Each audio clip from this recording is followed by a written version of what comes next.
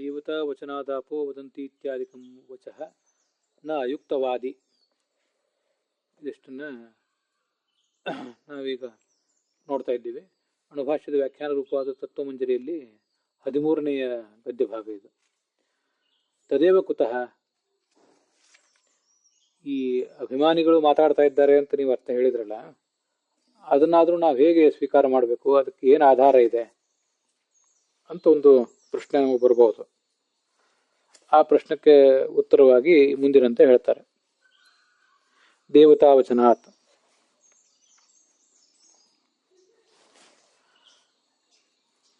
Abadi ಶಬ್ದೈ ಅಭಿಮಾನಿ ಚೇತನ ರೂಪ ದೇವತಾ ನಾಮ ಅಭಿಧಾನಾದಿತ್ಯರ್ಥ.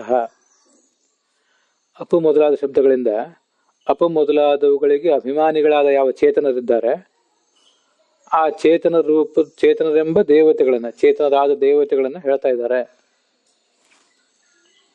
ಆದ್ರಿಂದ ಇಲ್ಲಿ ಚೇತನರು ಮಾತಾಡೋದೇ ಹೊರತು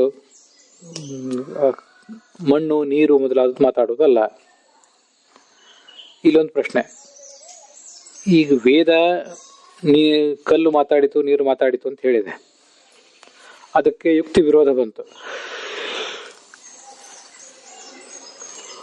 ಯುಕ್ತಿ ವಿರೋಧ ಬಂತು ಒಂದು ಮಾತ್ರಕ್ಕೆ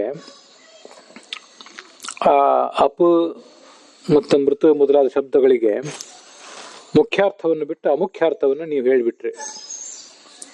ಮುಖ್ಯಾರ್ಥ ಯಾವುದು? ಮಣ್ಣು ನೀರು ಮೊದಲಾದದ್ದು. ಅಮುಖ್ಯಾರ್ಥ ಅದರ ಅಭಿಮಾನಿ ದೇವತೆಗಳು. ಈ ತರ ಮುಖ್ಯಾರ್ಥವನ್ನು ಬಿಟ್ಟು ನೀವು ಅಮುಖ್ಯಾರ್ಥ ಹೇಳಿದ್ರಿ. ಇದು ಯಾಕೆ ಅಂದ್ರೆ ಯುಕ್ತಿ ವಿರೋಧ ಬಂತಾದ್ರಿಂದ.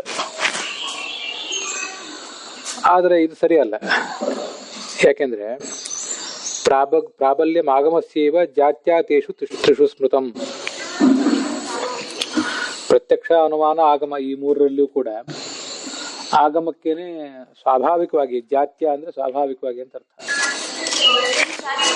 ಸ್ವಾಭಾವಿಕವಾಗಿ ಅದಕ್ಕೆ ಪ್ರಾಬಲ್ಯ ಇದೆ. ಇತ್ಯುಕ್ತೆ, ಹೀಗೆ ಶಾಸ್ತ್ರದ ಮಾತಿರೋದ್ರಿಂದ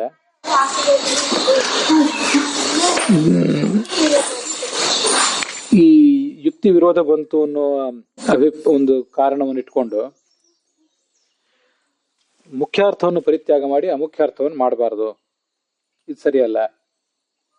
ಮುಖ್ಯಾರ್ಥವಾದದ್ದು ಜಡವಾದದ್ದೇ ಮಾತಾಡಿತು ಅಂತ. ಆ ಮುಖ್ಯಾರ್ಥವನ್ನು ಬಿಟ್ಟು ಅಮುಖ್ಯಾರ್ಥವನ್ನು ಹೇಗೆ ಇಟ್ಕೊಂಡ್ರಿ ಅಂತ ಪ್ರಶ್ನೆ.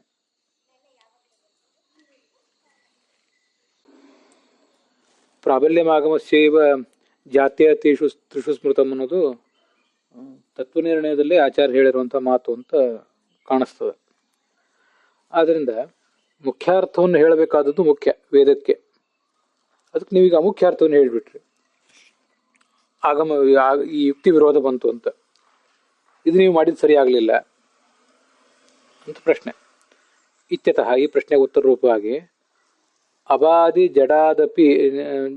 ಜಡಾದಪಿ ಅಭಿಮಾನಿ ಚೇತನೆ ತಚ್ಛಬ್ದಾನ ಮುಖ್ಯತ್ವಂ. ಅಪು ಮೃತು ಮೊದಲಾದ ಶಬ್ದಗಳಿಗೆ ನೀವು ತಿಳ್ಕೊಂಡಿರುವಂತೆ ಈ ಆಯಾ ಜಡಗಳು ಮುಖ್ಯಾರ್ಥ ಅಲ್ಲ. ಜಡಗಳಿಗಿಂತಲೂ ಹೆಚ್ಚಾಗಿ ಆಯಾ ದೇವತೆಗಳೇ ಅದಕ್ಕೆ ಮುಖ್ಯಾರ್ಥ. ಸರಿ. ಅಭಿಮಾನಿ ಚೇತನೆ, ಅಭಿಮಾನಿಯಾದ ಚೇತನಲ್ಲೇ ಆಯಾ ಶಬ್ದಗಳಿಗೆ ಮುಖ್ಯತ್ವ ಇದೆ. ಇದನ್ನು ಸೂಚನೆ ಮಾಡ್ಲಿಕ್ಕಾಗಿ ವಚನಾತ್ ಅಂತ ಹೇಳಿದ್ದಾರೆ. ವಚನ ಎಂಬ ಶಬ್ದ ಸೂಚನೆ ಮಾಡುವುದರಿಂದ ದೇವತಾ ವಚನಾತ್, ದೇವತೆಗಳನ್ನು ಹೇಳುವುದರ ಮೂಲಕ, ಹೇಳುವುದು ಅಂದ್ರೆ ಮುಖ್ಯ ವೃತ್ತಿಯಿಂದ ಹೇಳುವುದು ಅಂತಾನೆ ಅರ್ಥ. ವಚನಾದಿತಿ ಅಭಿಧಾವೃತ್ತಿ ಉಕ್ತ. ಅಭಿಧಾವೃತ್ತಿ ಅಂದ್ರೆ ಮುಖ್ಯ ವೃತ್ತಿ. ಅಭಿಧಾನ ಅಂದ್ರೆ ಹೇಳುವುದು. ಹೀಗೆ ಅಭಿಧಾವೃತ್ತಿ ಅಂದ್ರೆ ಮುಖ್ಯ ವೃತ್ತಿಯಿಂದಲೇ ಅಪು ಮೃತು ಇತ್ಯಾದಿ ಶಬ್ದಗಳು ಆಯಾ ದೇವತೆಗಳನ್ನೇ ಹೇಳ್ತವೆ. ಅಮುಖ್ಯ ವೃತ್ತಿಯಿಂದ ಹೇಳೋದಲ್ಲ. ಅದರಿಂದ ನಾವು ವೇದಕ್ಕೆ ಅಮುಖ್ಯ ವೃತ್ತಿಯನ್ನು ಆಶ್ರಯಿಸಿದಂತ ಆಗ್ಲಿಲ್ಲ. ಹಾಗಾದ್ರೆ ಅದನ್ನ ಇನ್ನಷ್ಟು ವಿವರಿಸ್ತಾರೆ ಅಲ್ಲಿ ಮುಂದೆ. ಅಪು ಮೃತು ಮೊದಲಾದ ಶಬ್ದಗಳಿವೆಯಲ್ಲ, ಅಬಾದಿ ಶಬ್ದ ಪ್ರವೃತ್ತಿ ನಿಮಿತ್ತ ಅಪ್ತ್ವಾದಿಕಂ ಪ್ರತಿ. ಅಲ್ಲಿ ಅಬಾದಿ ಶಬ್ದ ಪ್ರವೃತ್ತಿ ನಿಮಿತ್ತ ಅಂತಿದೆ. ಶಬ್ದಾತ್ ದೀರ್ಘ ಇದನ್ನು ಹೊಡೆದಾಕೋಬೇಕು. ಯಾರಾದ್ರೂ ಹಾಗೆ ಮಾಡ್ಕೊಂಡಿದ್ರೆ ಪುಸ್ತಕದಲ್ಲಿ ಆ ಥರ ಇದ್ರೆ ಕೆಲವು ಕಡೆ ಸರಿ ಇದ್ರೆ ಬಿಟ್ಬಿಡಿ. ಕೆಲವು ಪುಸ್ತಕಗಳಲ್ಲಿ ಸರಿ ಇಲ್ಲದೆ ಹೋದ್ರೆ ಅಬಾದಿ ಶಬ್ದ ಪ್ರವೃತ್ತಿ ನಿಮಿತ್ತ ಅಲ್ಲ, ಶಬ್ದ ಪ್ರವೃತ್ತಿ ನಿಮಿತ್ತ. ಶಬ್ದ ಪ್ರವೃತ್ತಿ ನಿಮಿತ್ತ ಅಪ್ತ್ವಾದಿಕಂ ಪ್ರತಿ.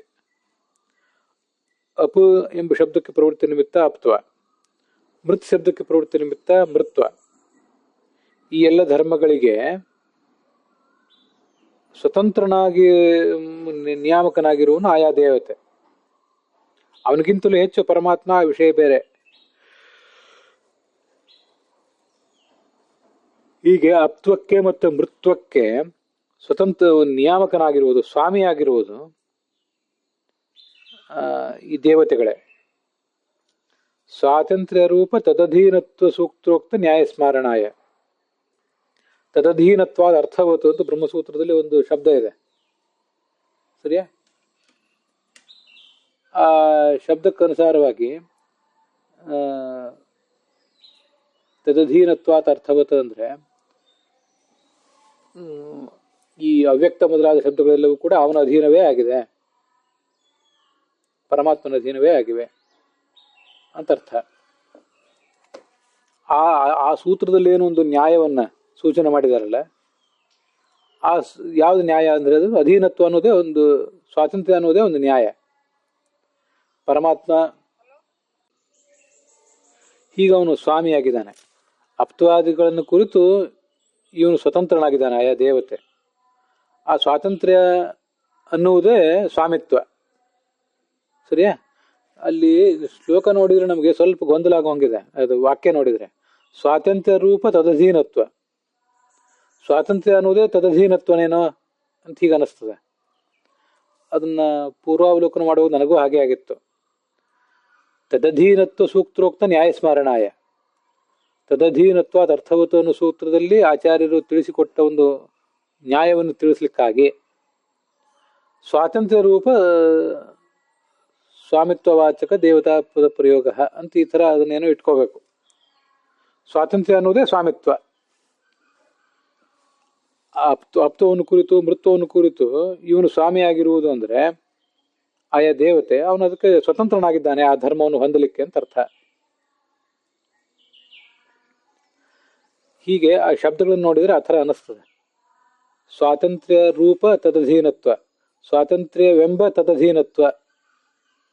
ಆ ಸ್ವಾತಂತ್ರ್ಯವೆಂಬ ತದಧೀನತ್ವ ಅನ್ನೋದು ಹೇಗೂ, ಸ್ವಾತಂತ್ರ್ಯ ಅನ್ನೋದು ತದಧೀನತ್ವ ಅಲ್ಲ. ಅದಕ್ಕಾಗಿ ಸ್ವಾತಂತ್ರ್ಯ ರೂಪ ನ್ಯಾಯ ಅಂತ ಬೇಕಾದ್ರೆ ಇಟ್ಕೋಬಹುದು, ಇದು ಹೆಚ್ಚು ಸೂಕ್ತ ಆಗ್ತದೆ. ಸ್ವಾತಂತ್ರ್ಯ ರೂಪ ನ್ಯಾಯ, ಸ್ವಾತಂತ್ರ್ಯವೆಂಬ ನ್ಯಾಯಕ್ಕನುಸಾರವಾಗಿ. ಹಾಗಾದ್ರೆ ಅದು ನ್ಯಾಯವನ್ನು ಎಲ್ಲಿ ಹೇಳಿದ್ದಾರೆ ಅಂತಂದ್ರೆ ತದಧೀನತ್ವಾದ ಅರ್ಥವತ ಸೂತ್ರದಲ್ಲಿ ಹೇಳಿದ್ದಾರೆ. ತದಧೀನತ್ವಾದ ಅರ್ಥವತ ಎಂಬ ಸೂತ್ರದಲ್ಲಿ ಹೇಳಲ್ಪಟ್ಟ ನ್ಯಾಯ ಏನಿದೆ ಅದು ಸ್ವಾತಂತ್ರ್ಯವೆಂಬ ನ್ಯಾಯ. ಆಯಾ ಗುಣಧರ್ಮಗಳಿಗೆ ಅವನೇ ಸ್ವತಂತ್ರ, ಆಯಾ ದೇವತೆಯೇ ಸ್ವತಂತ್ರ. ಆ ನ್ಯಾಯವನ್ನ ಸೂಚನೆ ಮಾಡಲಿಕ್ಕಾಗಿ ಸ್ವಾಮಿತ್ವವಾಚಕ ದೇವತಾ ಪದ ಪ್ರಯೋಗ. ದೇವತಾ ಅಂತ ಹೇಳಿದ್ದಾರೆ, ದೇವತಾ ವಚನಾದಾಪು ಅಂತ ಹೇಳಿದ್ದಾರೆ. ಚೇತನ ವಚನಾತ್ ಅಂತ ಹೇಳಬೇಕಾಗಿತ್ತು. ಜಡ ವಸ್ತು ಮಾತಾಡೋದಲ್ಲ, ಇಲ್ಲಿ ಚೇತನ ಮಾತಾಡ್ತಿರೋದು ಅಂತ ಚೇತನ ವಚನಾದ್ ಅಂತ ಹೇಳ್ಬೋದಿತ್ತು, ಹೇಳಿದ್ರೆ ಚೆನ್ನಾಗಿರ್ತಿತ್ತು. ಜಡವಾದ ಮಾತಾಡ್ಲಿಕ್ಕೆ ಸಾಧ್ಯವೇ ಇಲ್ಲ, ಚೇತನವೇ ಮಾತಾಡ್ತಿರೋದ್ರಿಂದ ವಿರೋಧ ಇಲ್ಲ ಅಂತ. ಬರೇ ಚೇತನ ಅಲ್ಲ, ಅದು ದೇವತಾ ರೂಪವಾದ ಚೇತನ. ಆ ದೇವತಾ ರೂಪವಾದ ಚೇತನ ಏನಿದೆ ಅದು ಈ ಮುಖ್ಯ ವೃತ್ತಿಯಿಂದ ವಾಚ್ಯವಾಗಿದೆ ಈ ಎಲ್ಲ ಶಬ್ದಗಳಿಗೆ ಅಂತ ಅದರ ತಾತ್ಪರ್ಯ. ಆದ್ರಿಂದ ಸ್ವಾತಂತ್ರ್ಯವೆಂಬ ನ್ಯಾಯ ಅಂತ ಅಲ್ಲಿಗೆ ಇಟ್ಕೋಬೇಕು. ಸ್ವಾತಂತ್ರ್ಯವೆಂಬ ಸ್ವಾಮಿತ್ವ ಅಂತಲೂ ಇಟ್ಕೊಳ್ಳೋದು ಸಮಾಸ ದೃಷ್ಟಿಯಿಂದ ಅದು ಸರಿ ಹೋಗೋದಿಲ್ಲ. ವಾಕ್ಯದ ಜೋಡಣೆ ದೃಷ್ಟಿಯಿಂದ ಸ್ವಾತಂತ್ರ್ಯವೆಂಬ ನ್ಯಾಯ ಅಂತ ಅರ್ಥ ಮಾಡ್ಕೊಳ್ಳೋದೇ ಸರಿಯಾಗಿ ಕಾಣಿಸ್ತದೆ. ಅಲ್ಲಿಗೆ ಈ ಭಾಗ ಸಮಾಪ್ತವಾಗಿದೆ.